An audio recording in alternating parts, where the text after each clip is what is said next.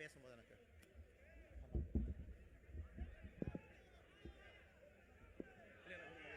நான் பார்த்துக்கிறேன்.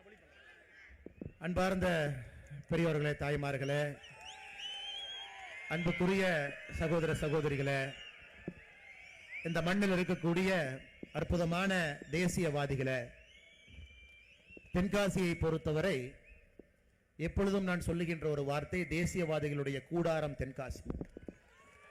இது ஒரு சாதாரணமான ஒரு மண் இல்லைங்க. இந்த மண்ணை பொறுத்தவரை ஒரு சாதாரணமாக மண்ணாக யாரும் பார்க்க முடியாது.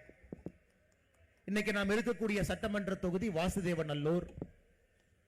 புளியங்குடியில் இந்த பொதுக்கூட்டம் நடந்து கொண்டிருக்கிறது, மாநாடு நடந்து கொண்டிருக்கிறது. இந்த ஒரே ஒரு சட்டமன்ற தொகுதியில் மட்டுமே எப்படிப்பட்ட மகான்கள் இருக்கிறாங்க பாருங்க. புலித்தேவர் ஐயா இந்த மண்ணை சார்ந்தவர், வெண்ணி காலடி ஐயா மாவீரன் இந்த மண்ணை சார்ந்தவர், ஒண்டி வீரன் ஐயா இந்த மண்ணை சார்ந்தவர். ஒரு சட்டமன்ற தொகுதியில 3 அற்புதமான மகான்கள் பல்வேறு காலகட்டத்தில் இங்க இருக்கக்கூடிய ஆங்கிலேயர்களுக்கு தண்ணி காட்டி தமிழகத்திலே தேசியத்தை விளைத்து இங்க இருக்கக்கூடிய இளைஞர்கள்லாம் ஒன்று திரட்டி 1857 முதல் சுதந்திர போர் என்று நம்முடைய சரித்திரத்தில் சொல்லுகின்றோம். சென்றாலும் கூட ஒரு சட்டமன்ற தொகுதியில் இந்த 3 மாமனிதர்கள் இருக்கிறாங்க நம்ம சொல்ல முடியாது. கொஞ்சம் அந்த பக்கம் போனீங்கன்னா வாஞ்சிநாதன் ஐயா இருக்கிறாங்க, அதுவும் இந்த மாவட்டத்தை சார்ந்தவங்க. இன்னும் கொஞ்சம் இதே மண்ணில் மகாகவி சுப்பிரமணிய பாரதி ஐயா அவர்கள் இந்த இடத்துல இங்க தங்கி இருந்து சுதந்திர வேள்விக்காக எழுதினாங்க, பேசினாங்க. அவருடைய மண்ணும் நான் இந்த மண்ணை பற்றி சொல்லுவேன். அப்படிப்பட்ட மக்கள் எல்லாம் ஒன்றாக ஒரே நேரத்தில் இங்கே நின்று கொண்டிருக்கின்றோம், சந்தித்துக் கொண்டிருக்கின்றோம். அருமை சொந்தங்களே, இந்த அற்புதமான பொதுக்கூட்டத்திற்கு தலைமை தாங்கி கொண்டிருக்கக்கூடிய நம்முடைய பண்ணையார் ஐயா நயினார் நாகேந்திரன் அவர்கள் சொன்னது போல ஒரு பிரம்மாண்டமான ஒரு பொதுக்கூட்டம் ஒரு மாவட்டத்தில் போட்டு நாங்கள் 2026 சட்டப்பேரவை தேர்தலுக்கு தயாராகிவிட்டோம். நாடாக நடந்து கொண்டிருக்கிறது. இந்த பகுதியினுடைய மக்களுடைய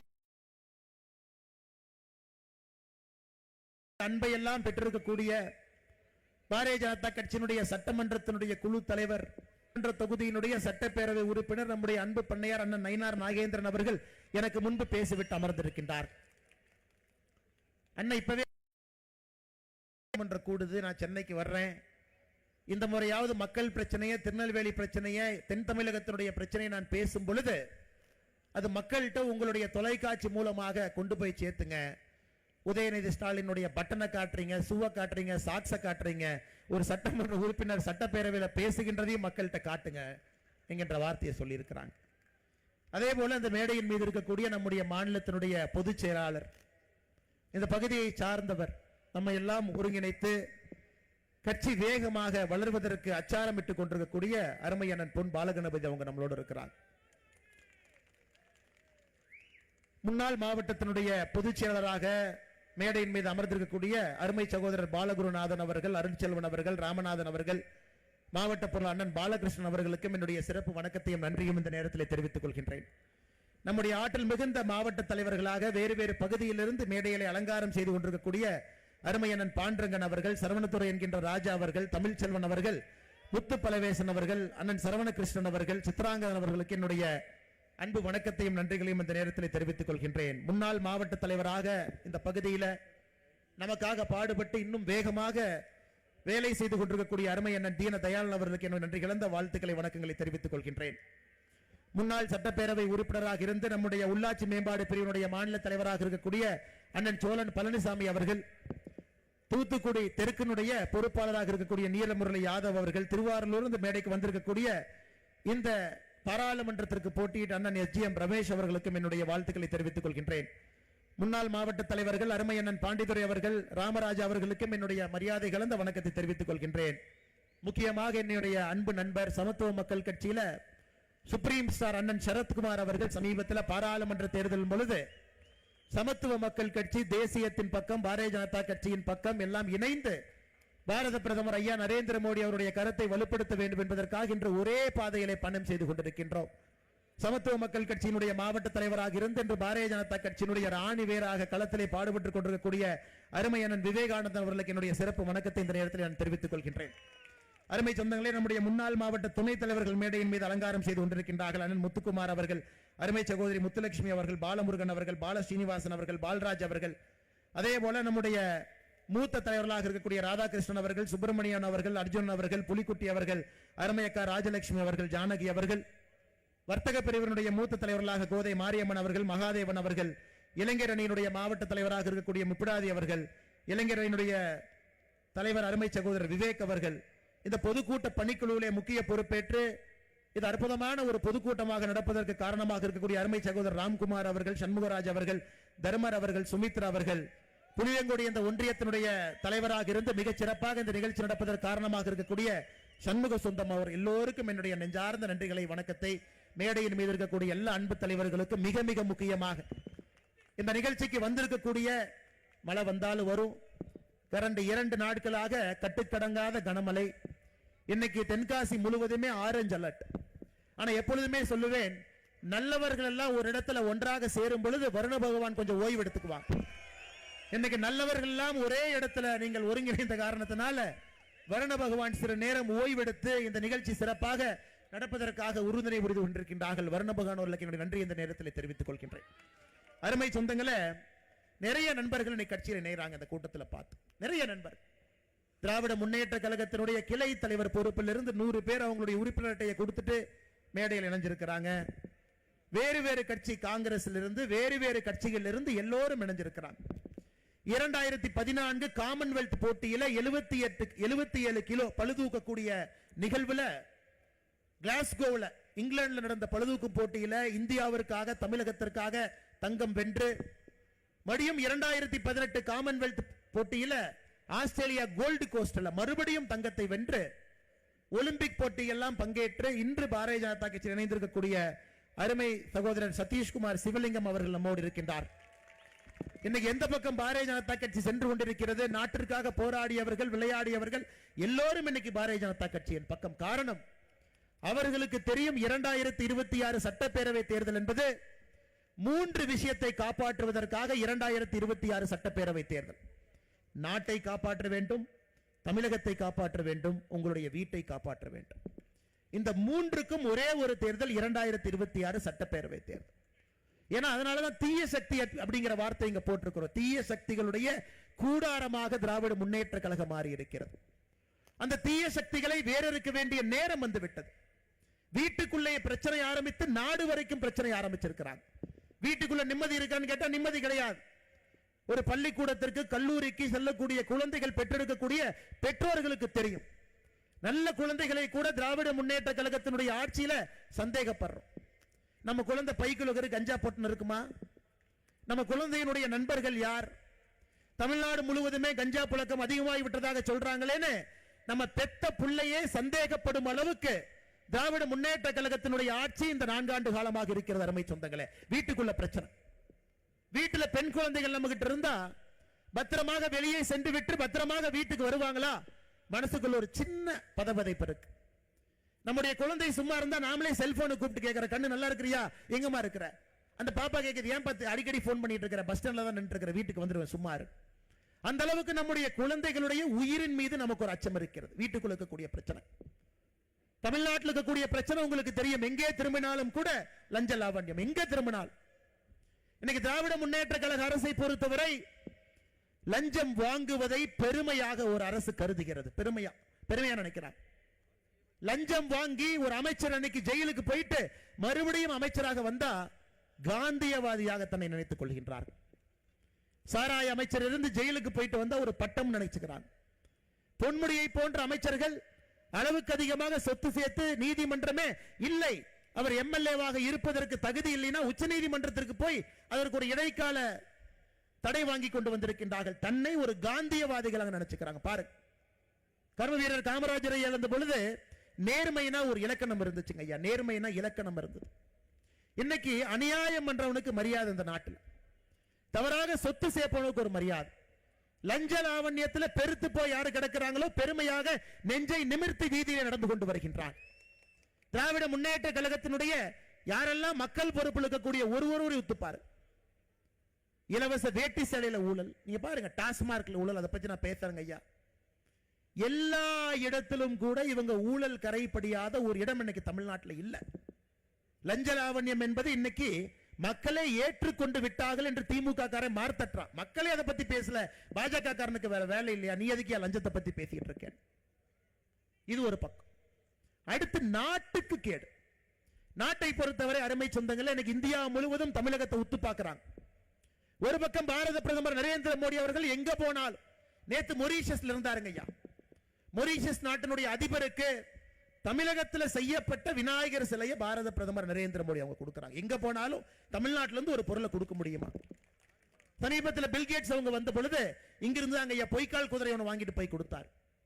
எங்கே சென்றாலும் கூட தமிழ் மொழியினுடைய அருமையும் பெருமையும் பேசிக்கிட்டு இருக்கிறாங்க. எங்கே சென்றாலும்.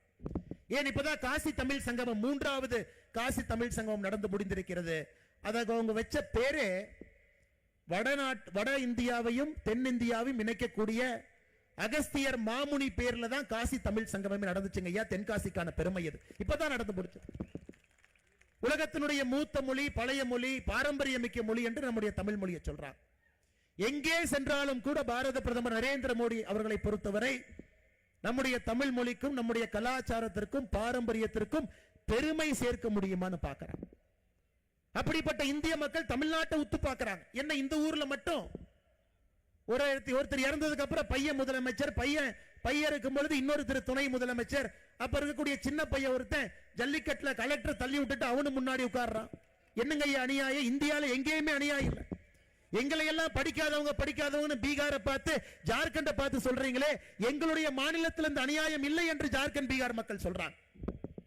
படித்தவர்கள் பண்பாளர்கள் இருக்கக்கூடிய தமிழகத்தில் திராவிட கட்சிகள் இந்த அட்டூழியத்தை பண்ணிட்டு இருக்கிறாங்க. இது எப்படி நீங்கள் பொறுத்து கொண்டிருக்கின்றீர்கள் என்று பாரதம், இந்திய மக்கள் நம்மை உற்று கவனித்துக் கொண்டிருக்கின்றார். ஊழலுக்கு ஒரு அமைச்சர் சிறைக்கு போறார். அந்த அமைச்சர் 1.5 வருஷம் சிறையில் இருக்கார். 1.5 வருஷம் சிறையில் இருக்கும் வரை அவர் அமைச்சர் என்கின்ற பொறுப்பை உங்களுடைய என்னுடைய கஷ்டப்பட்டு வரி கட்டின பணத்துல 1.5 வருஷம் அந்த மனுஷனுக்கு சம்பளம் கொடுத்து சிறையில் இருந்து வெளியே வந்து 4வது நாள் மறுபடியும் அமைச்சர் என்கின்ற பொறுப்பை தூக்கி கையில கொடுக்கிறான்.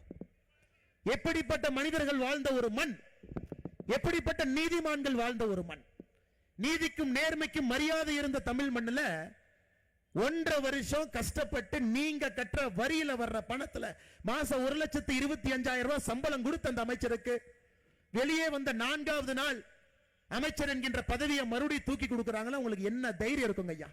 என்ன தைரியம் இருக்கு? யோசிச்சு பாரு. இதையெல்லாம் தட்டி கேட்க வேண்டிய நேரம் ஐயா. இதெல்லாம் தட்டி கேட்க வேண்டிய நேரம். எதையெல்லாம் பொறுத்துக்கலாம், இதை பொறுக்க முடியாதுங்க ஐயா. மான பிரச்சனை. 9.5 லட்சம் கோடி கடன். இன்னைக்கு வயிற்றில் இருக்கக்கூடிய குழந்தை, நாளைக்கு அந்த குழந்தை பெருசாகி அந்த குழந்தைக்கு வரக்கூடிய குழந்தையும் கூட தமிழகத்தினுடைய கடனை அடுத்த 74 ஆண்டுகள் கட்டி முடிக்க முடியாது. 9.5 லட்சம் கோடி கடன். என்ன பெருமையா மார்த்தட்டிட்டு இருக்கிறாங்க. சாராயம் விற்று அதிலே 1 ரூபாய் வருமானம் பெறாத குஜராத் அரசு வருஷத்துக்கு 20,000 கோடி ரூபாய் சர்ப்ளஸ்ல பட்ஜெட் போடுறாங்க. கை நீட்டி காசு வாங்காம பட்ஜெட் போடுறாங்க ஐயா.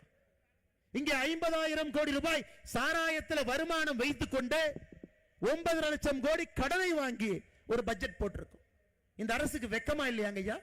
திராவிட மாடல் அரசு என்று சொல்லுகின்றார். வெக்கப்படாம கூச்சப்படாம இது நம்பர் 1 அரசு, இது திராவிட மாடல் அரசு.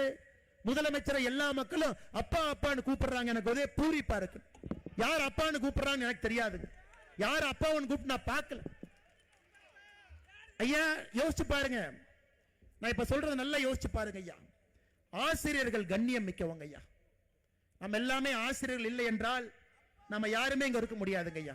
ஏதோ ஒரு இடத்துல ஒரு நல்ல ஆசிரியர் இருந்த காரணத்தினாலதான் நம்மளை அடிச்சு திருத்தி நம்ம எல்லாம் பக்குவப்படுத்தி இங்க உட்கார வச்சிருக்கிறாங்க. எனக்கு தமிழகத்தில் நான் சொல்றதை நல்லா கேட்டுக்க ஐயா. கடந்த 3 ஆண்டுகள்ல பாலியல் குற்றத்தில் சிக்கிய ஆசிரியர் பெருமக்களுடைய எண்ணிக்கை 238. கடந்த 3 ஆண்டுகள்ல பாலியல் குற்றத்தில் சிக்கிய ஆசிரியர் பெருமக்களுடைய எண்ணிக்கை 238. நான் திகார் ஜெயிலில் இருக்கிறாங்க, சென்னை சென்ட்ரல் ஜெயிலில் இருக்கக்கூடிய அக்யூஸ்ட பத்தி நான் பேசலீங்க ஐயா. அவங்கள பத்தி பேச. ஆசிரியர் பெருமக்கள் பாலியல் குற்றத்தில் ஈடுபட்டவங்க 238 பேர். இந்த அநியாயத்தை பார்த்திருக்கீங்களா ஐயா? தமிழகத்தினுடைய கல்வித்தரம் எங்க இருக்குன்னு எல்லாருக்கும் தெரியுங்க ஐயா. அதல பாதாளத்தில் இருக்கு, அதல பாதாளத்தில். ஏன்னா மோடி ஐயாவை பொறுத்தவரை கல்வி கற்றவர்கள் இந்தியாவை ஆளணும், தொழிற்சாலைகள் தொடங்கணும், வேலை வாய்ப்பை உருவாக்கணும். கல்வி கற்றவர்கள் இந்த நாட்டை முன்னேற்ற பாதையில் எடுத்து செல்ல வேண்டும். திராவிட முன்னேற்ற கழகத்தை பொறுத்தவரை கல்வி கற்காதவர்கள் போஸ்ட் ஓட்டணும், திமுகவினுடைய கொடியை பிடிக்கணும். காலையில கோந்து பசை எடுத்துட்டு போய் செவுத்தில் அவங்களுடைய இன்ப நிதி போஸ்டர் ஒட்டி அடுத்த வருங்கால முதலமைச்சர் வாழ்கன்னு சொல்றதுக்கு ஒரு கூட்டம் வேண்டும் என்பதற்காக தமிழகத்திலே கல்வி தரத்தை குறைத்து அடுத்த கட்ட ஆளுமைகளாக உருவாக வேண்டியவர்களை தடுமாற்ற பாதையில் அழைத்து சென்று கொண்டிருக்கின்றார். நீங்க யோசிச்சு பாருங்க ஐயா, யோசிச்சு பாருங்க எப்படிப்பட்ட பூமி இது. ஐயாவளி பாதையில் வந்திருக்கக்கூடிய எல்லாம் இவ்வளவு பேர் இருக்கிறோங்க. எல்லோருமே ஐயா உண்டு, ஐயா உண்டு, ஐயா உண்டு பெருமையா சொல்றோங்க ஐயா. அகஸ்திய மாமுனி இந்த மண்ணுல ஃபுல்லா நடந்திருக்காருங்க ஐயா. பொதிகை மலையிலிருந்து முழுசா நடந்திருக்கார். இந்த மாநிலத்தில் 50,000 கோடி ரூபாய் வருமானம் சாராயம் மூலமாக 50,000 கோடி ரூபாய் வருமானம். அதை வச்சுதான் நம்ம பட்ஜெட் போடுறோம்னா எப்படிங்க ஏத்துக்க முடியும்? எப்படிங்க ஏத்துக்க முடியும்? அதனால அன்பு சொந்தங்களே, இந்த 2026 தேர்தல் என்பது சாதாரணமா நம்ம வாக்குச்சாவடி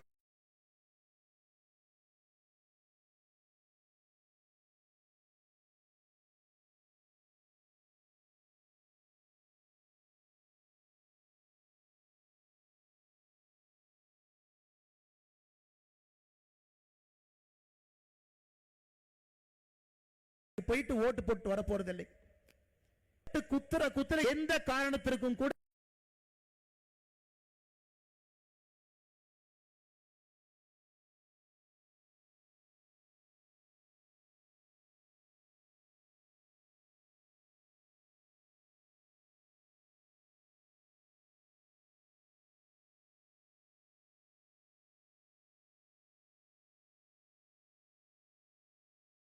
திராவிட முன்னேற்ற கழகத்தினுடைய அரசு விடுங்க ஐயா. தமிழகத்திற்கு ஆக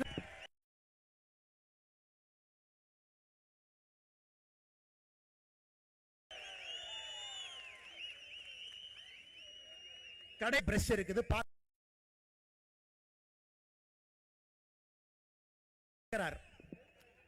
இதுல ஹிந்தி எதுன்னு சொல்லி கொடுக்கலையா நமக்கு? 3 மொழி இருக்கு, அது பார்த்தா ஆங்கில மொழி. தமிழ்நாட்டில் எல்லாரும் பார்த்து என்னையாது நீ போய் இந்திய டப்பா எடுத்து பெயிண்ட் பார்த்து என்னையாது நீ போய் இந்திய டப்பா எடுத்து பெயிண்ட் போட்டுக்கலாம். உனக்கு இந்தி மொழி அழிக்கிறேன்னு தெரியாம போய் ஆங்கில மொழி அழித்து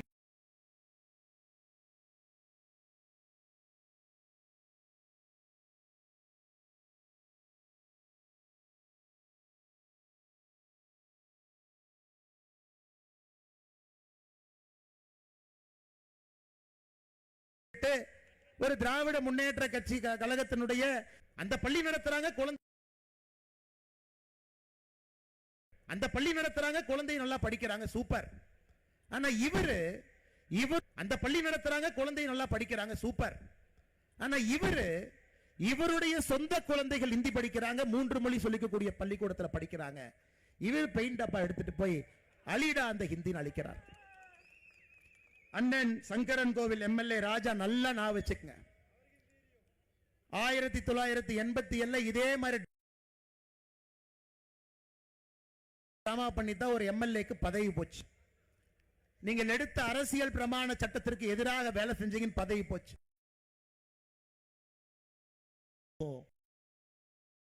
எந்த எலெக்ஷன்ல நிக்க மாட்டீங்க, அதை நீங்க பார்க்கத்தான் போறீங்க.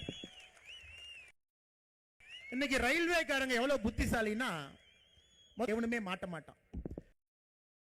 அதனால இந்த திமுக காரன் அடிக்கடி பெயிண்ட் டப்பாவை கூட்டிட்டு போய் ஏதாச்சும் இடத்துல அழிப்பான், ஏன்னா யாருன்னு பேர் தெரியாது. இந்த முறை ரயில்வேக்காரங்க எவ்வளவு உஷாருன்னா, அக்யூஸ் நம்பர் 1 ராஜா, அக்யூஸ் நம்பர் 2 இவன், அக்யூஸ் நம்பர் 3 கொடுத்தனே துண்டாக்கான அடிச்சவங்க 2வது நாள் எல்லாம் எஸ்கேப். ஏன்னா இதெல்லாம் கன்விக்ஷன் ஆன எலெக்ஷன் நிக்க முடியாது. இன்னைக்கு ரயில்வேக்காரங்க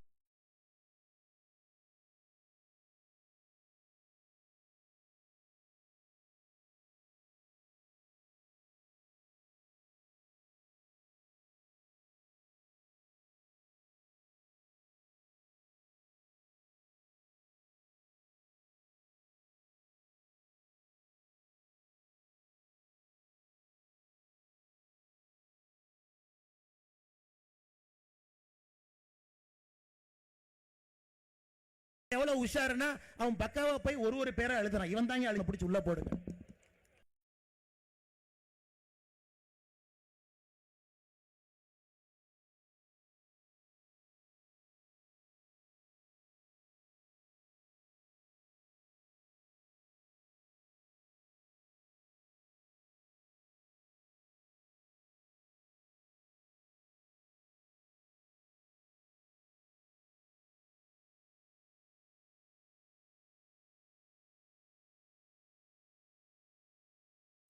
அதனால திமுக அன்பு சொந்தங்கள் தெளிவாக இருக்கிறார். ஏயா பள்ளி கல்வித்துறை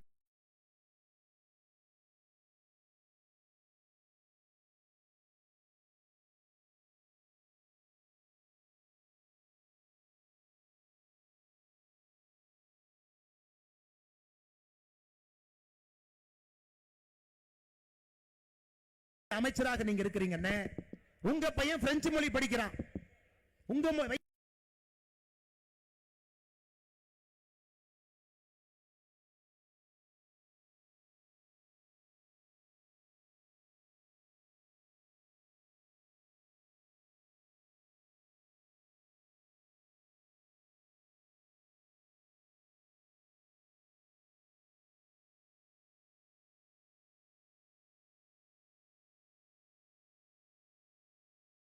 பிரெஞ்சு மொழி படிக்கிறான்.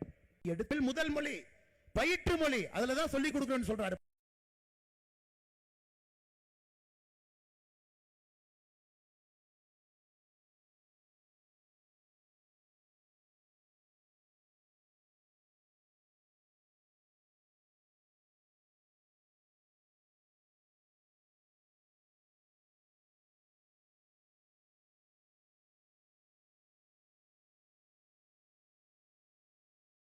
பிரதமர் தேசிய 22 பொது தேர்வுல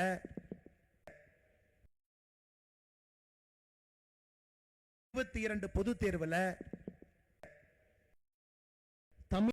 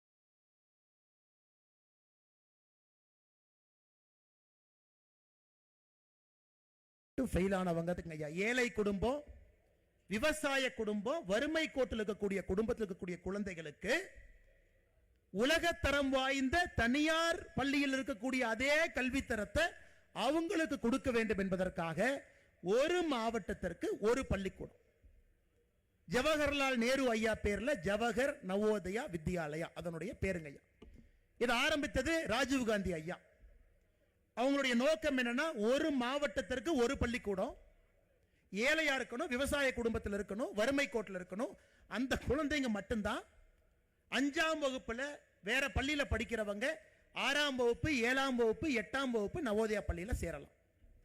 ஐயா, இன்னைக்கு உத்தரப்பிரதேசத்துல 96 நவோதயா பள்ளிக்கூடங்கள் இருக்கு. உத்தரப்பிரதேசத்துல 96, கர்நாடகாவிலே 31, குஜராத்திலே 34, ஹரியானாவில் 21, கேரளால 14, தமிழ்நாட்டில் 0. உத்தரப்பிரதேசத்தில் இருக்கக்கூடிய 96 நவோதயா பள்ளியில 48,000 குழந்தைகள் படிக்கிறாங்க. நல்லா சொல்றேனுங்க ஐயா, மறுபடியும் உலகத்தரம் வாய்ந்த தனியார் பள்ளிக்கூடத்தில் என்ன கல்வி இருக்கிறதோ அதே கல்வியை அந்த மாவட்டத்தில் இருக்கக்கூடிய நவோதயா பள்ளிக்கூடத்தில் ஏழை எளியோருக்கு, விவசாய பெருமக்களுக்கு, வறுமை கோட்டில் இருக்கிறவங்களுக்கு கொடுக்கணும். மிச்சம் குழந்தைங்களாம் அங்க போக முடியாதுங்க ஐயா. ஒரு குழந்தைக்கு மத்திய அரசு இன்னைக்கு மோடி ஐயா நவோதயா பள்ளியிலே படிக்கக்கூடிய ஒரு குழந்தைக்கு ஒரு வருஷத்திற்கு நம்ம செலவு செய்யக்கூடிய பணம் 85,000 ரூபாய். நவோதயா பள்ளியில் ஒரு குழந்தை படிக்கிறாங்கன்னா மத்திய அரசு ஒரு ஆண்டுக்கு அந்த குழந்தைக்கு செலவு செய்யக்கூடிய பணம் என்பது 85,000. அதனாலதான் ஐஐடி, ஐஏஎஸ், ஐபிஎஸ் போட்டித் தேர்வுகள், பரீட்சைகள் நவோதயா பள்ளி தட்டி தூக்கிட்டு இருக்கிறாங்க. அதனாலதான் பாரதிய ஜனதா கட்சி கோரிக்கை வச்சோம், உங்களுக்கு நவோதயா அப்படிங்கிற பேர்ல பிரச்சனை இருந்ததுன்னா காமராஜர் பள்ளின்னு பேரை மாத்தி நாங்க கொண்டு வரோம். 2 வருஷம் ஆச்சு, முதலமைச்சர் கடிதம் எழுதியிருக்கின்றோம். உங்களுக்கு நவோதயா பள்ளி மேல பிரச்சனை.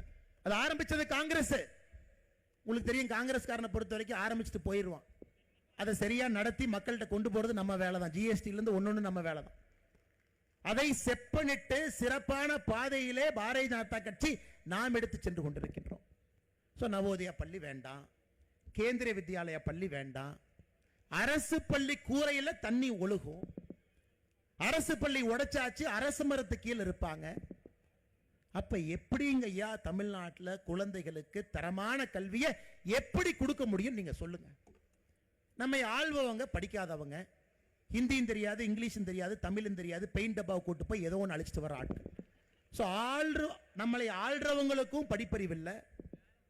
படிப்பறிவு இருக்கக்கூடிய விஷயத்தையும் தமிழகத்திற்குள்ள அனுமதிப்பதற்கு இவங்க தயாரா இல்லைன்னா நம்முடைய குழந்தைகளுக்கு என்ன வழி? அதனால்தான் இந்த கையெழுத்து இயக்கத்தை பாரதிய ஜனதா கட்சி நாம் எடுத்திருக்கின்றோம். 1 கோடி கையெழுத்து நமக்கு வேண்டும். அந்த 1 கோடி கையெழுத்து வந்த பிறகு நம்முடைய மாண்புமிகு ஜனாதிபதி அவர்களை சந்திச்சு தமிழ்நாட்டு மக்களுடைய எண்ணத்தை பாருங்க. எல்லா மக்களுமே புதிய கல்விக் கொள்கை, தேசிய கல்விக் கொள்கை வேண்டுங்கிறாங்க. எங்களுக்கு வேண்டும், கொடுங்கன்னு சொல்றாங்க. அன்பு சொந்தங்களே, அதனால் திமுக கார என்ன போய் வேணாலும் சொல்லுவாங்க ஐயா. மோடி ஐயா வந்து ஹிந்தியை திணிக்கிறாரு, மோடி ஐயா சமஸ்கிருதத்தை திணிக்கிறார். நீங்க பாக்குறீங்க, பாரதிய ஜனதா கட்சி உங்க முன்னாடி நின்றுக்கிறங்க ஐயா.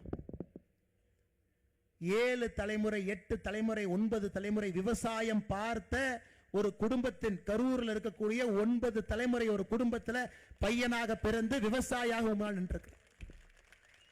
இங்க இருக்கக்கூடிய ஒரு தொண்டன், ஒரு தலைவனுக்கு அதே மாதிரி சொல்லாங்க. இந்த மண்ணிலே பிறந்து இந்த மண்ணில் தேசியத்தை வளர்க்க வேண்டும் என்பதற்காக நின்று கொண்டிருக்கின்றோம். ஒரு தேசிய கட்சியில் இருந்தா இந்தியாவில் இருக்கிறவங்க எல்லாம் ஒன்னாத்தான் இருப்பாங்க. அல்ல ஹிந்தி பேசுறவன் இருப்பான், கன்னடம் பேசுறவன் இருப்பான், தமிழ் பேசுறவன் இருப்பான், தெலுங்கு பேசுறவன் இருப்பான். தேசிய கட்சி என்கின்ற ஒரே காரணத்திற்காக தமிழ்நாட்டினுடைய உரிமையை விட்டுக் கொடுத்து விடுவார்கள் என்று ஒரு பொய்யை சொல்லி திராவிட கட்சிகள், திராவிட முன்னேற்ற கழகம் இவங்க ஆட்சி நடத்திட்டு இருக்கிறாங்க. ஐயா, தென்காசி ஒரு சாதாரணமான ஊர் இல்லைங்க ஐயா, அது விவசாய பூமி. தமிழ்நாட்டினுடைய விளைநிலங்கள் கடைசியாக நிற்க போகின்ற ஒரு பகுதி தென்காசி தான். எங்க அழிஞ்சாலும் தென்காசியில கொஞ்ச நாளைக்கு இருக்கும். சமீபத்தின ஆய்வறிக்கை பார்க்கும் பொழுது தென்காசியில மட்டுமே, இந்த ஒரே ஒரு மாவட்டத்தில் மட்டுமே இருக்கக்கூடிய விவசாய நிலத்தை பாருங்க ஐயா. 1,26,534 லட்சம் ஹெக்டர் விவசாய நிலம் இருக்கு. ஆனா அந்த 1,26,534 லட்சம் ஹெக்டர் விவசாய நிலத்துல எத்தனை நிலத்திற்கு தண்ணி இருக்கு அப்படின்னு பாத்தீங்கன்னா 47% விவசாய நிலத்திற்கு தண்ணி இல்லை. தண்ணி இல்லை. சிறு சிறு நதிகள் இருக்குதுங்க ஐயா. கருப்பா, ஜம்பு நதி இருக்குதுங்க ஐயா, செண்பகவதி நதி இருக்குதுங்க ஐயா, நட்சேப நதி இருக்கு, ஹனுமன் நதி இருக்கு, குண்டார நீர்த்தேக்கம் இருக்கு, சின்ன சின்னதா இருக்குதுங்க.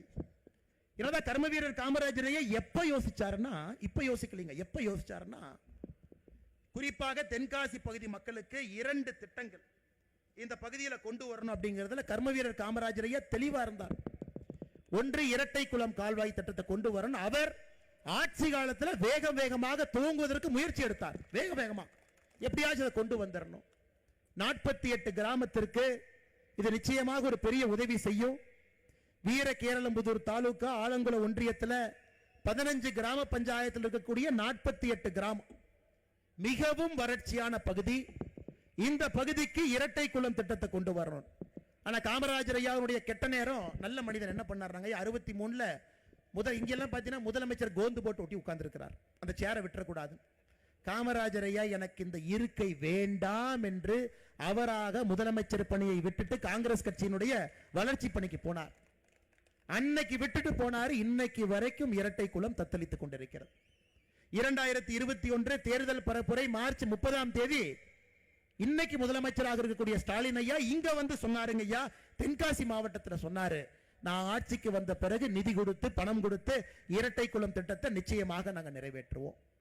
அதோடு நிக்கலீங்க ஐயா, உங்களுக்கு இருக்கக்கூடிய இன்னொரு பெரிய பிரச்சனை செண்பகவல்லி அணை திட்டம். இந்த ஒரு தொகுதி மட்டுமே, வாசுதேவநல்லூர் தொகுதி மட்டுமே 1,00,000 ஏக்கருக்கு பாய்ந்து கொண்டிருந்த நீர். அது சாதாரண எண்ணம் இல்லைங்க. 1733 இன்னைக்கு நேத்து இல்லைங்க. இன்னைக்கு இருக்கக்கூடிய சிவகிரி ஜமீனும் திருவங்கூர் சமஸ்தானமும் 1733 ஒப்பந்தம் போட்டாங்க. தண்ணியினுடைய ஒரு பகுதி முல்லை பெரியாருக்கு போகும், ஒரு பகுதி இங்க வரும், வாசுதேவ் நல்லூருக்கு வரும் என்று. 1962 டேம் உடைந்த பொழுது கர்ம வீரர் காமராஜர் ஐயா பணம் கொடுத்து உடனடியாக சரி பண்ணாங்க. 1982 மறுபடியும் அது பிரச்சனையான பொழுது புரட்சி தலைவர் எம்ஜிஆர் ஐயா பணத்தை அனுப்பிட்டாரு கேரளாக்கு. இங்க பாருங்க, எங்களுடைய பங்கு இது வச்சுக்கங்க, வேகமா ரிப்பேர் பண்ணுங்க. அன்னையிலிருந்து கேரள அரசு ஏமாற்றி கொண்டிருக்கின்றார்கள். அது பெரியார் வனப்பகுதியில் இருக்கு, உள்ள போக முடியாது, புலி சாப்பிட்டு கரடி சாப்பிட்டு. இன்னைக்கு நம்முடைய மாண்புமிகு தமிழகத்தினுடைய முதலமைச்சர் அவர்கள் திமுகவினுடைய தேர்தல் வாக்குறுதி 84வது தேர்தல் வாக்குறுதி சொல்றாங்க, செண்பகவல்லி அணையை சரி செய்து இங்கே தண்ணி கொண்டு வருவதற்கு நடவடிக்கை எடுப்போம். டாஸ்மார்க்ல சாராய வர்றதுக்கு நடவடிக்கை எடுத்திருக்கிறாங்களோ தவிர செண்பகவல்லி அணையில தண்ணி வருவதற்கு நடவடிக்கை எடுக்கலைங்க. இது மட்டும் இல்ல, இன்னைக்கு நம்முடைய முதலமைச்சர் எத்தனை முறை கேரளா போயிருக்கார். ஐயா மு.க. ஸ்டாலின் அவர்கள் தமிழகத்தினுடைய முதலமைச்சரான பிறகு கேரளாவுக்கு எத்தனை முறை போயிருக்காருன்னா 5 முறை போயிருக்கிறாருங்க. 5 முறை. 2022 ஏப்ரல் மாசம் கேரளாவிலே மார்க்சிஸ்ட் கம்யூனிஸ்ட் கட்சியினுடைய மாநாடு. 2022 செப்டம்பர் மாசம் கேரள மாநிலத்தில் நடந்த மத்திய அரசின் தென்மாண்டல கவுன்சில் கூட்டம். 2022 அக்டோபர் மாசம் இந்திய கம்யூனிஸ்ட் கட்சியினுடைய மாநாடு. 2023 ஏப்ரல் மாசம் வைக்கம் போராட்ட நூற்றாண்டு விழா. 2024 டிசம்பர் மாசம் வைக்கம் போராட்ட நூற்றாண்டினுடைய நிறைவு விழா. 5 முறை போன முதலமைச்சர் வாயை திறந்து செண்பகவல்லி அணைன்னு கூட சொல்லுங்க சொல். ஆனா 84வது தேர்தல் வாக்குறுதி. ஆனா இன்னைக்கு கேரளாவுக்கு நேத்து பார்த்தேன், நம்முடைய அமைச்சர் பிடிஆர் அவர் கேரளாக்கு அனுப்புறார். பிடிஆர் என்ன நாளைக்கு கேரளா போறார். எதுக்குன்னா மோடி அரசு வந்து தொகுதி மறுசீரமைப்பு கூட்டம் நடத்த போறாங்க. அதுல தமிழ்நாட்டுக்கு வரப்போகின்ற எம்பியை குறைக்க போறாங்க. அதனால நாமெல்லாம் ஒன்னா சேர்ந்து போராடணும். இல்லாத ஒரு புலியை இவரே ஒரு தெருநாயை குடிச்சிட்டு வந்து அதுக்கு பெயிண்ட் அடிச்சு 2 கோடு போட்டு புலின்னு சொல்லி அதுக்கு ஒரு பேர் வச்சு அனைத்து கட்சி கூட்டத்தை வேற போட்டு வச்சிருக்கார். அதற்கு இந்த கேரள அரசு கிட்ட பேச்சுவார்த்தை நடத்துவதற்காக பிடிஆர் அனுப்புறாங்க. இவ்வளவு போறீங்களே, செண்பகவல்லி அணையை பத்தி தம்பி பேசிட்டு வாப்பான்னு வாயை திறந்து வாயிலான கொழுக்கட்டையா முதலமைச்சர் அவர்களே. 5 முறை கேரளாவுக்கு போயிருக்கிறீங்க. வாசுதேவநல்லூர் சட்டமன்ற தொகுதி பயன்பெறும், தென்காசி பயன்பெறும். 1,00,000 ஏக்கர் இங்கே தண்ணீர் பாசன வசதி. 47% இங்க விவசாய நிலத்துக்கு தண்ணி இல்லைங்க. அதை பத்தி பேச மாட்டோம். இதுதாங்க ஐயா இந்த எலெக்ஷன்ல நம்ம பேச வேண்டியது. நீங்கள் கொடுக்க வேண்டிய தீர்ப்பு தாங்க ஐயா. உங்க தீர்ப்பு வேற எதுவுமே இல்லை. இதுக்கு தான் நீங்க தீர்ப்பு கொடுக்கணும். இரட்டை குல திட்டத்தை சொல்லிட்டு போனீங்க, செய்யல. செண்பகவல்லி அணை திட்டத்தை சொல்லிட்டு போனீங்க, செய்யல. உங்களுக்கு ஒரு எம்பி கிடைச்சிருக்கிறாங்க. இவர் அக்கா டக்கர்னா அக்கா டக்கருக்கு ஒருத்தர் இருக்கிறாங்க உங்க எம்பி. அவங்க பாராளுமன்றத்தில் அவங்க பேசினதெல்லாம் கேளுங்க. தென்காசியினுடைய பாராளுமன்ற உறுப்பினர் அருமை சகோதரி அக்கா ராணி ஸ்ரீகுமார் 23 கேள்வி கேட்டிருக்கிறாங்க. 23 கேள்வி பாராளுமன்றத்தில். சரி, ஏதாவது நம்ம ஆனந்தன் ஐயாசாமி சகோதரர் சொன்னார் வேலை வாய்ப்பு இல்லை, அதை பத்தி கேள்வி கேட்டாங்களா? இல்ல. விவசாயத்துக்கு பிரச்சனை கேள்வி கேட்டாங்களா? இல்ல. அவங்க கேட்ட கேள்வி படிக்கிறேன் பாருங்க. இந்தியாவிலே சூனியம் வைக்கிற பழக்கம் அதிகமாயிருச்சு, மத்திய அரசு என்ன நடவடிக்கை எடுத்தீங்க? சூனியம் வைக்கிறவங்களாம் பார்க்கறதா நம்ம வேலை, மோடி ஐயா வேலையா? யோசிச்சு பாருங்க. இந்தியாவிலே சூனியம் வைக்கின்ற பழக்கம் அதிகமாகிவிட்டது, மத்திய அரசு என்ன நடவடிக்கை எடுத்தீங்க? இவங்க அதை விட இன்னொன்னு, திமுக காரங்கிட்ட ஒரு கேள்வி கேட்டா அவர் பதில் சொல்லுவா, நமக்கு அன்னைக்கு புரியாதுங்க, ஒரு மாசம் கழிச்சு தான் புரியும். இவங்க பார்லிமெண்ட்ல கேள்வி கேட்கிறாங்க, செண்பகவல்லி அணையை சரி செய்வதற்கு மத்திய அரசு நடவடிக்கை எடுக்கணுமா? பாருங்க, டேமுக்கும் மத்திய அரசுக்கும் எந்த சம்பந்தமும் இல்லை. இது போன்ற கேள்விகள். நேத்து 10 நிமிஷம் பேசினாங்க. மணிப்பூர்ல ஏதோ பிரச்சனைன்னு பேசினாங்க. அக்கா, தென்காசியில் எவ்வளவு பிரச்சனை இருக்கு, அதை பத்தி கொஞ்சம் பேசுக்கா. வேலை வாய்ப்பு சகோதரர் சொல்றாரு 1.5 லட்சம் பேர் பதிவு பண்ணியிருக்கிறாங்க, வேலை வாய்ப்பு இல்லை, அதை பத்தி பேசுங்க. விவசாயம் பொய்த்து போய் கொண்டிருக்கிறது, அதை பத்தி பேசுங்க. இளைஞர்கள் தமிழ்நாடு முழுவதும், இந்தியா முழுவதும், உலகம் முழுவதும் வேலைக்கு போறாங்க. தென்காசி மண்ணில் இருக்கக்கூடிய அற்புதமான ஆற்றல் மிகுந்த இளைஞர்கள், அதை பத்தி பேசுங்க. 10 நிமிஷம் மணிப்பூரை பத்தி பேசிட்டு இருக்கிறாங்க. கிடைச்ச எம்பி இப்படி, கிடைச்ச எம்எல்ஏ தற்கூரி, பெயிண்ட் அடினா மாத்தி ஏதோ பெயிண்ட் அடிச்சுட்டு வர்றான். முதலமைச்சர் அவர்கள் தென்காசிக்கு தேர்தல் பரப்புரைக்கு வந்தாரு, ஒரு தனியார் நிகழ்ச்சிக்கு வந்தாரு. அதை தாண்டி ஒரே ஒரு முறை மட்டும் தென்காசி பக்கம் எட்டி பார்த்துட்டு போனார். 8/12/2022 அந்த பொதிகை ட்ரெயின்ல அவரே ஒரு தண்ணி பெட்டியை போட்டுக்கிட்டாரு. ஸ்பெஷல் ட்ரெயினாமா, இவருக்கு ஸ்பெஷல் கம்பார்ட்மெண்ட் ஆமா. யாரோ கை கொடுத்தாங்க, உடனே சானிடைசர் எடுத்து கைக்கு போட்டாரு, கிளவ் போட்டாரு, பேண்ட் பாக்கெட்ல விட்டாரு, பாட்ஷா படத்துல வந்த மாதிரி எல்லாத்தையும் பார்த்தாரு, கிளம்பினார். அண்ணே, தென்காசி பக்கம் வந்தீங்க, நீங்க மறந்துருப்பீங்கன்னா உங்களுக்கு செலக்டிவ் அமினிஷியா இருக்குது. 2021 தேர்தல் அப்ப எத்தனை வாக்குறுதி அள்ளி வீசிட்டு போயிட்டாங்க. தென்காசி மக்களுக்கு வாக்குறுதியை பாருங்க. சங்கரன் கோவில்ல ஜவுளி பூங்கா ஒண்ணு இல்லைங்க ஐயா, ஒரு செங்கல் இல்ல.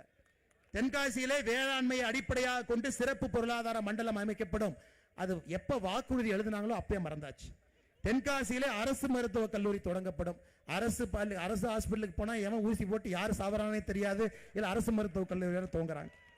ஆயிரப்பேரியிலே வேளாண்மை கல்லூரி தொடங்கப்படும். ஆயிரப்பேரி எங்க இருக்குன்னே முதலமைச்சருக்கு தெரியாது. தென்காசியிலே குளிர்பதன கிடங்கு மாம்பழச்சாறு தயாரிப்பு தொழிற்சாலை அமைக்கப்படும். இவங்க அமைச்சர் பொழுது விடுஞ்சிருங்க ஐயா, அதையும் காணா.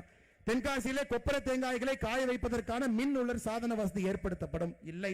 தென்காசியிலே தேங்காய் அடிப்படையிலான தொழிற்சாலை அமைக்க நடவடிக்கை எடுக்கப்படும். இல்லை.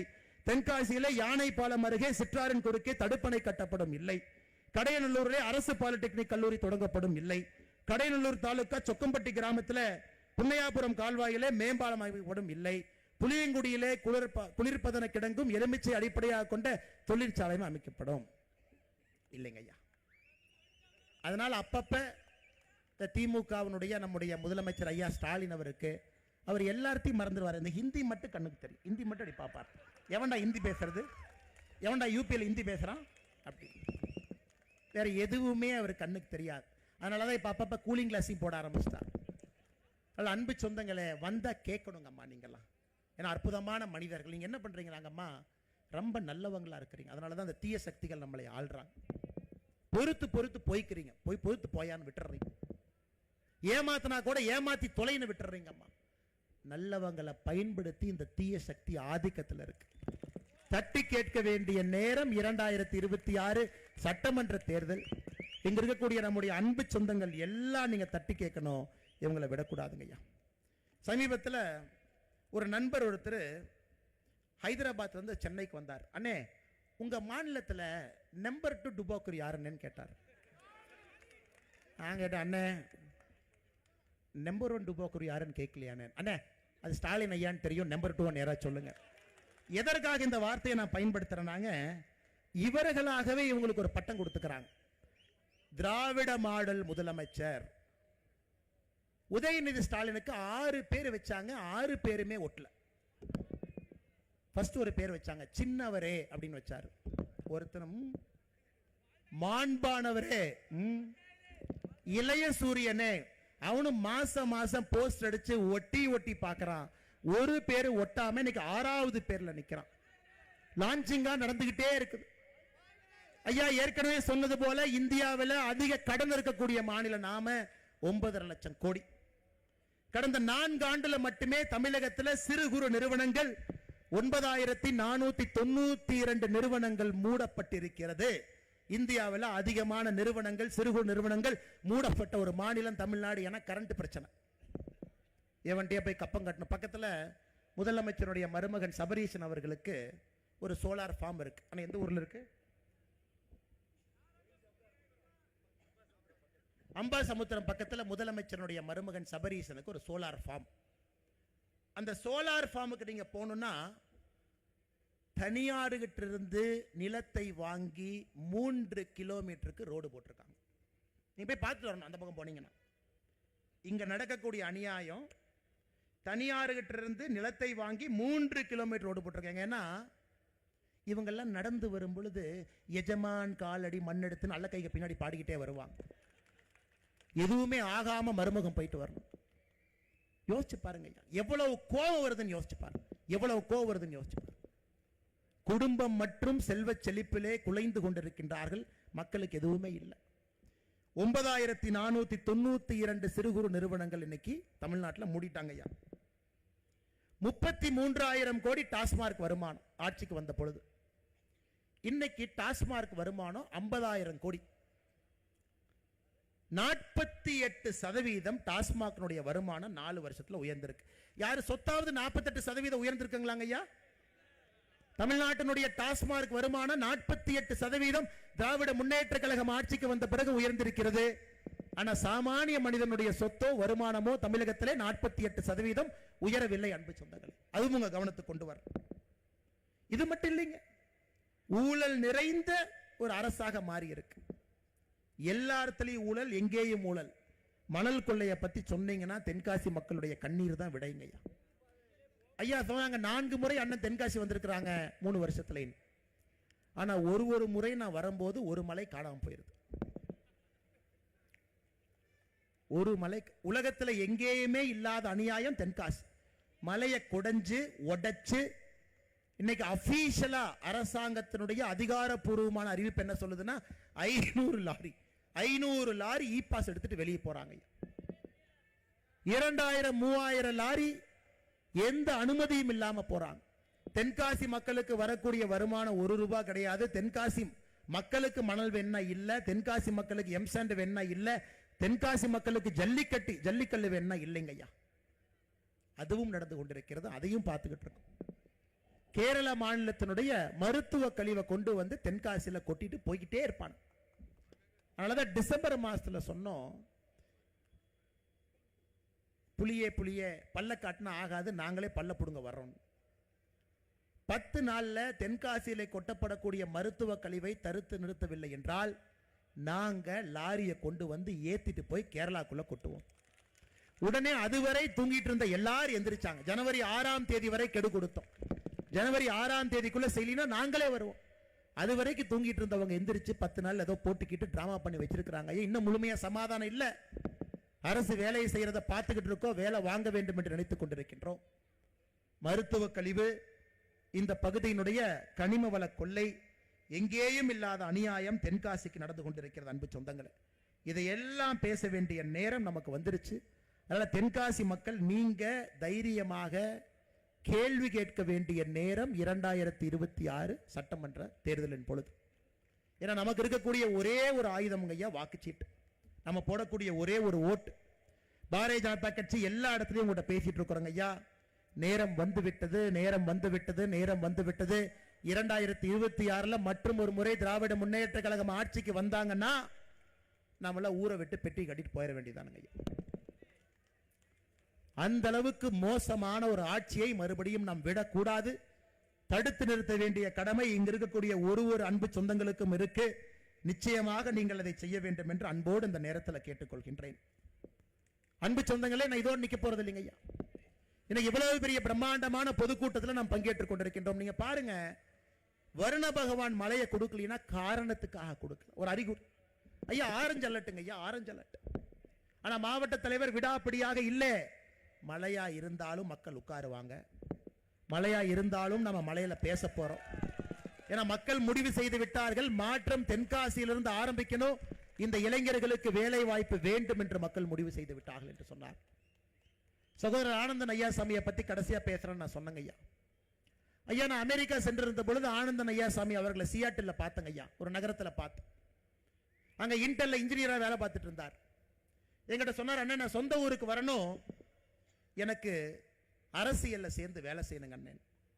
நான் சொன்ன, தம்பி படித்தவங்களுக்கெல்லாம் அரசியல் குப்பை தொட்டி மாதிரி ஆகிப்போச்சு, நான் தான் வந்து மாட்டிக்கிட்டு படாத பாடு படுறேன், நீங்கள் கொஞ்சம் யோசிச்சுக்கிட்டு நல்லா யோசிச்சுட்டு வேலையை மட்டும் தயவு செஞ்சு விட்டுறாதீங்க, நல்லா யோசிச்சுட்டு எனக்கு ஃபோன் பண்ணுங்கன்னு சொல்லிட்டு அங்கிருந்து ஃப்ளைட்டை பிடிச்சி வந்தேன். நான் ஃப்ளைட்டை பிடிச்சி கமலாலயம் போய் ரூமுக்கு போகிறதுக்கு முன்னாடி இவர் வந்து நின்றுருக்கார், அண்ணே வேலையை விட்டுட்டேன் அப்படின்னு. இதனடா வம்பா போச்சேன், இன்டெல் அவ்வளோ சம்பளம் வாங்கிட்டு இருந்தீங்க, இன்ஜினியராக இருந்தீங்க, டைரக்டர் ஆஃப் இன்ஜினியர், இதெல்லாம் சரியாக வருமான்? இல்லை, மக்களுக்காக இங்கே பணியாற்ற வேண்டும், இந்த ரத்தத்தில் குருதியில் மண்ணில் மக்களோடு மக்களாக வேர்வையில் கலந்து நான் பணி செய்வேன் என்று சொல்லி இன்னைக்கு தென்காசியில் உங்களுடைய அன்பையெல்லாம் பெற்று இந்த மாவட்டத்தினுடைய தலைவராக பொறுப்பேற்றிருக்கிறார். எல்லோரையும் அரவணைத்து செல்லக்கூடிய முக்கியமான வேலை இன்னைக்கு ஆனந்தன் ஐயாசாமி அவர்களுக்கு இருக்கு. ஏன்னா காரணம், ஒரு இளைஞன் வரும் பொழுது எல்லாம் உத்து பார்ப்பாங்க, அந்த இளைஞன் செய்யக்கூடிய முதல் தவற பார்ப்பாங்க. ஏன்னா இளைஞர்களுக்கு வந்து பக்குவம் இல்லை, அரசியலுக்கு உடனே வந்துட்டாங்கம்மா. அதனால இளைஞர்கள் அரசியலே கண்ணும் கருத்துமாக கவனமாக இருக்க வேண்டிய கடமையும் ஒரு பக்கம் இருக்கு. இன்னைக்கு பாருங்க, சதீஷ் சிவலிங்கம் அவர்கள் இந்தியாவுக்கு வெயிட் லிஃப்டிங் பழுதூக்கக்கூடிய நபர், 2 கோல்டு அடிச்சிருக்கிறாருங்க ஐயா காமன்வெல்த்தில், தமிழகத்துக்கு பெருமை சேர்த்து கொடுத்தவர். அவரும் கிளம்பி வந்துட்டார், அண்ணே நானும் இறங்குறேனே ரன்ல ஒன்று பார்த்துடலாம். ஆனால் ஒரு பக்கம் படித்த இளைஞர் கூட்டம் எல்லாம் நம்ம ஒரு பக்கம், இன்னொரு பக்கம் நம்மை வழிநடத்தக்கூடிய மூத்தவர்கள்லாம் ஒரு பக்கம்.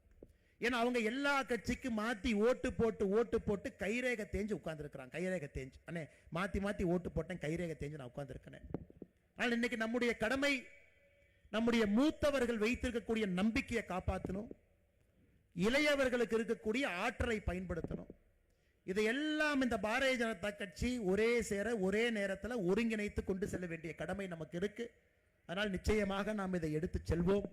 2026 அது தேர்தல் என்று சொல்வதை விட ஒரு புரட்சி தமிழகத்தில் வெடிக்கணும் ஐயா, ஒரு புரட்சி தமிழகத்தில் வெடிக்கணும். 2026 அந்த புரட்சி வெடிக்கும் பொழுது தீய சக்தி திராவிட முன்னேற்ற கழகத்தை வேரோடு வீழ்த்தி மண்ணோடு நிச்சயமாக நாம் அனுப்பி விடுவோம் என்கின்ற முழு நம்பிக்கையை தென்காசி பொதுக்கூட்டத்தில் இங்க இருக்கக்கூடிய அன்பு சொந்தங்கள் எல்லாம் கொடுத்திருக்கிறேன். அதனால் புதிய கல்விக் கொள்கையை வரவேற்போம், தேசிய கல்விக் கொள்கையை வரவேற்போம். நம்முடைய குழந்தைகளுக்கு அற்புதமான கற்றல் அறிவோடு வரக்கூடிய பள்ளிக்கூடங்களை திறப்போம். 2026 இன்னைக்கு நான் சொல்றேங்க ஐயா, தேசிய ஜனநாயக கூட்டணி இங்கே ஆட்சிக்கு நீங்க கொண்டு வாங்க ஐயா. தமிழகத்தில் மாவட்டத்திற்கு 1 அல்ல, மாவட்டத்திற்கு 2 நவோதயா பள்ளிகளை கொண்டு வருகின்றோம். அதனுடைய பெயரை கர்ம வீரர் காமராஜர் ஐயா பள்ளி என்கின்ற பெயர்ல மாவட்டத்திற்கு 2 பள்ளிக்கூடத்தை கொண்டு வர, 2 பள்ளிக்கூடம் கர்ம வீரர் காமராஜர் ஐயாவுடைய பெயர்ல இந்த பள்ளிக்கூடம் 2 பள்ளிக்கூடங்க ஐயா. அதற்கு நீங்க துருப்புச்சீட்டு வாக்குச்சீட்டு போடணுங்க ஐயா, வாக்குச்சீட்டு போட்டுரும். புதிய கல்வியை கொண்டு வர்றாங்க ஐயா. யாரு மேலையும் மொழி திணிப்பு கிடையாதுங்க ஐயா, மொழி திணிப்பு கிடையாது. ஆர்வப்பட்டு சந்தோஷப்பட்டு என்ன மொழி கத்துக்கணுமோ ஆனா தாய்மொழியில தான் படிக்கணும், தமிழ் மொழியில தான் படிக்கணுங்க ஐயா. 2வது மொழி 3வது மொழி ஒரு பேப்பர் அதையும் படிச்சுக்கலாங்க ஐயா, கூட அதையும் செய்வோம். ஊழல் லஞ்சம் இல்லாத ஒரு ஆட்சியை தமிழகத்திற்கு நீண்ட நாட்கள் கழித்து ஒரு ஆட்சியை காண்பிப்போம். விவசாயத்திற்கு முன்னுரிமை கொடுக்கக்கூடிய ஆட்சியை 2026 தேசிய ஜனநாயக கூட்டணியை கொண்டு வருவோம். நம்ம செலவு செய்யற காசு எல்லாமே நீர் மேலாண்மைக்கு அடிப்படையில் நிறைய காசு செலவு பண்ணலாங்க. ஏரிய தூர்வாருவோம், நின்று கொண்டிருக்கக்கூடிய எல்லா திட்டத்தையும் தூசி தட்டி எடுத்து கொண்டு வருவோம். விவசாயத்தை மறுபடியும் பெருக்குவோம். கிராமப்புறத்தை நோக்கி வருவோம், கிராமப்புறத்தில் நல்ல வசதிகளை கொண்டு வரலாங்க. ஏழை என்கின்ற ஜாதி இருக்கக்கூடாது என்பதற்காக இன்னைக்கு மோடி ஐயா, இதை நம்முடைய பெண்கள் நல்லா கேட்டுக்கொடுங்க அம்மா. இந்த திமுக காரன் இந்த 1000 ரூபாய் தூக்கிட்டு வந்துடுறான். அண்ணே நாங்கெல்லாம் 1000 ரூபாய் கொடுக்குறோம், எப்படி எங்களுக்கு ஓட்டு போடாமல் போயிடுவாங்க. திமுக காரங்கிட்ட நான் சொல்றது, அண்ணே நீ ஒத்தையில கொடுத்து கத்தையில புடுங்கிட்டு போறானே, நீ 1000 ரூபாயை கொடுக்குற மாதிரி கொடுத்து பாக்கெட்ல 10,000 ரூபாயை உருவிட்டு இருக்கிற, நீ கரண்ட் பில்லை ஏத்திட்ட, எல்லா பில்லை ஏத்திட்டு 10,000 ரூபாய் உருவுற. இன்னைக்கு பாரதிய ஜனதா கட்சி ஆளக்கூடிய மாநிலம், சகோதரிகள் தாய்மார்கள் நல்லா கேட்டுங்கம்மா, தயவு செஞ்சு உங்களுடைய பாதத்தை தொட்டு வணங்கி இதை நான் சொல்றேங்க. அசாம் மாநிலத்திலே பாரதிய ஜனதா கட்சியினுடைய ஆட்சி இருக்கு. அசாம்ல 37 லட்சம் தாய்மார்களுக்கு உரிமை தொகையாக மாசம் 830 ரூபாய் நம்ம கொடுக்கிறோம் ஐயா. மத்திய பிரதேசல பாரதிய ஜனதா கட்சியினுடைய ஆட்சி 1,29 லட்சம் தாய்மார்களுக்கு உரிமை தொகையாக 1,250 ரூபாய் மாசம் கொடுக்கிறோம். சத்தீஸ்கர்ல பாரதிய ஜனதா கட்சியினுடைய ஆட்சி இருக்கு. 70 லட்சம் தாய்மார்களுக்கு மாசம் 1000 ரூபாய் கொடுக்கிறோம். மகாராஷ்டிராவில் பாரதிய ஜனதா கட்சியினுடைய ஆட்சி இருக்கு. 1,70 லட்சம் மகளிருக்கு 2,100 ரூபாய் மகளிர் உரிமை தொகையாக கொடுக்கிறோம். டெல்லியிலே பாரதிய ஜனதா கட்சியினுடைய ஆட்சி வந்திருக்கு. மாதத்திற்கு 2,500 ரூபாய் நேற்று முன்தினத்திலிருந்து கொடுக்கிறோம். எங்களை பொறுத்தவரை ஏழை என்கின்ற ஜாதி தமிழகத்தில் இருக்கக்கூடாது என்கின்ற சபதத்தை நாங்கள் எடுத்திருக்கின்றோம். அது பெண்கள் மூலமாக தாய்மார்கள் மூலமாக மட்டும்தான் நடக்கும் என்று நம்புகின்றோம்.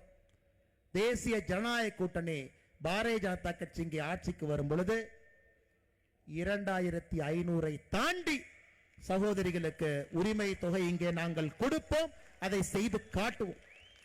இது திமுக காரங்களுக்கு நாங்க வரக்கூடிய நேரடி சவால். அண்ணே 2,500 கொடுத்தா கஜானா தாங்காதுனே, 1000 ரூபாய் கொடுத்தே எங்களால முடியலண்ணே. தம்பி நீ 1000 ரூபாய் கொடுக்கிற, நீ 80,000 ரூபாய் கொள்ளையடிக்கிற பட்ஜெட்ல இருந்து. நாங்க கொள்ளையடிக்க மாட்டோம். அந்த 80,000 40,000 சகோதரிகளுக்கு கொடுத்தோம். அதனால எங்களை பொறுத்தவரை 2,500 ரூபாய்க்கு மேல கொடுத்தும் நன்றாக பட்ஜெட் போட முடியும். கல்விக்கு நிதி ஒதுக்க முடியும். உள்கட்டமைப்புக்கு நிதி கொடுக்க முடியும். தமிழகத்திலே எங்கே எல்லாம் பணம் தேவையோ விவசாயத்திற்கு எங்களால் கொடுக்க முடியும். நீ கொள்ளையடிக்கிறது 80,000 கோடி. நீ இவ்வளவு பணத்தை கொள்ளையடிச்சா எப்படி பட்ஜெட் போட முடியும்? 1000 ரூபாய் கொடுத்துட்டு 1000 ரூபாய் கொடுத்துட்டு 1000 ரூபாய் கொடுத்துட்டு கொடுத்தது 1000, சொன்னது 10,000 டைம் சொல்லிட்டாங்க. அன்பு சொந்தங்களே, பாரதிய ஜனதா கட்சி இன்னைக்கு 5 மாநிலத்தில் உரிமை தொகை கொடுத்து கொண்டிருக்கின்றோம். இதை நான் சொல்லிங்க, மோடி ஐயாவுடைய கேரண்டி, பாரத பிரதமர் நரேந்திர மோடி ஐயாவுடைய கேரண்டி. தமிழகத்திலும் பாரதிய ஜனதா கட்சி டெல்லியில் எவ்வளவு கொடுக்கிறோமோ அதை தாண்டி இங்கே சகோதரிகளுக்கு உரிமை தொகையை பாரதிய ஜனதா கட்சி கொடுக்கும். அதனால எந்த விதத்தில் நீங்க பார்த்தாலும் உங்களுக்கு தேவையான தகுதி பெற்ற ஒரு கட்சி பாரதிய ஜனதா கட்சி மட்டும்தாங்க. எந்த விதத்திலும் சட்டம் ஒழுங்கு காப்பாற்றி கொடுக்கிறோங்க. அம்மா கல்வி அற்புதமா கொடுக்கும். தனி மனிதனுக்கு கொடுக்கக்கூடிய மரியாதை அற்புதமா கொடுக்கும். தமிழ் மொழிக்கு செய்ய வேண்டிய கடமை, தமிழ் மொழியை உரிமையாக எடுத்து உலக லெவலுக்கு கொண்டு போறது பாரதிய ஜனதா கட்சியா மட்டும்தாங்க முடியும். தலை குனிந்திருக்கக்கூடிய தமிழகத்தை மறுபடியும் தலை நிமிர்ந்து இந்தியாவுடைய முதன்மை மாநிலமாக மாற்றக்கூடிய தகுதி பாரதிய ஜனதா கட்சி. கிராமப்புற மறுமலர்ச்சி பாரதிய ஜனதா கட்சி, தேசிய ஜனநாயக கூட்டணி மட்டும்தான். விவசாய பெருமக்களுக்கு மறுபடியும் அவங்க குழந்தைங்க விவசாயம் பண்ணலாம் அப்படிங்கிற நம்பிக்கை கொடுக்கக்கூடிய ஒரே ஒரு கட்சி பாரதிய ஜனதா கட்சி, தேசிய ஜனநாயக கூட்டணி மட்டும்தான். பெண்களுக்கு பாதுகாப்பு பாரதிய ஜனதா கட்சி. அரசு பள்ளியிலே அற்புதமான திட்டம், நேர்மையான ஒரு ஆட்சியை கொடுத்து ஒப்பற்ற ஒரு கல்வியை அரசு பள்ளியில கொடுக்க முடியுமா? அதுவும் பாரதிய ஜனதா கட்சி. அதனால நீங்க எப்படி யோசிச்சு பார்த்தாலும் உங்க பக்கத்தில் இருக்கக்கூடிய ஒரே ஒரு கட்சி பாரதிய ஜனதா கட்சி, தேசிய ஜனநாயக கூட்டணி. அன்பு சொந்தங்களே, மறுபடியும் உங்கள்கிட்ட வேண்டுகோள் வைக்கிறோம். இன்னைக்கு ஒரு தீப்பொறியை பத்த வச்சிருக்கிறோங்க ஐயா. தீப்பொறி, தென்காசியில் ஒரு தீப்பொறி. அதனாலதான் வருண பகவான் மழை கொடுக்காமல் நின்று கொண்டிருக்கின்றார். இது 5 தொகுதிக்கு நம்ம எடுத்துட்டு போகணுங்க. 5 தொகுதி மக்கள்கிட்ட பேசணும். அடிப்படை பிரச்சனைக்கெல்லாம் தீர்வு கொடுக்கக்கூடிய கட்சி பாரதிய ஜனதா கட்சி, தேசிய ஜனநாயக கூட்டணி.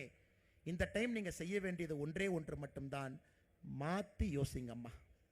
இத்தனை நாளா எந்தெந்த கட்சிகளுக்கெல்லாம் ஓட்டு போட்டீங்களோ ஒரே ஒரு முறை மாத்தி யோசிச்சு பாரதிய ஜனதா கட்சிக்கு, தாமரைக்கு, தேசிய ஜனநாயக கூட்டணிக்கு ஒரே ஒரு முறை மாத்தி யோசிச்சு நீங்க ஓட்டு போடுங்க. வட்டியும் முதலுமாக உங்களுக்கு கடுமையாக பாடுபட்டு ஒரு நல்லாட்சியை பாரதிய ஜனதா கட்சி நாங்கள் கொடுப்போம், தேசிய ஜனநாயக கூட்டணி கூட்டுப்போம் என்று சொல்லி இந்த அற்புதமான கூட்டத்திற்கு வருகை தந்திருக்கக்கூடிய எல்லா பெரியோர்கள், தாய்மார்கள், எழுச்சி மிகுந்த இளைஞர்கள், பத்திரிகை நண்பர்கள், தென்காசி மாவட்டத்தில் மூளை முடுக்கில் இருந்து தேசியவாதிகளுடைய கூட்டமெல்லாம் இங்க வந்திருக்கிறீங்க. நிச்சயமாக உங்களுடைய நம்பிக்கையை காப்பாற்றி பாரதிய ஜனதா கட்சி தமிழகத்தை அடுத்த இடத்திற்கு எடுத்து செல்லும் என்று சொல்லி உறுதி வார்த்தை கொடுத்து உங்களுடைய பாதங்களுக்கெல்லாம் நன்றி சொல்லி தொட்டு வணங்கி என்னுடைய நன்றியை தெரிவித்துக் கொள்கின்றேன். நன்றி, வணக்கம். பாரத் மாதா கி, பாரத் மாதா கி, பாரத் மாதா கி. எல்லாரும் வாங்க.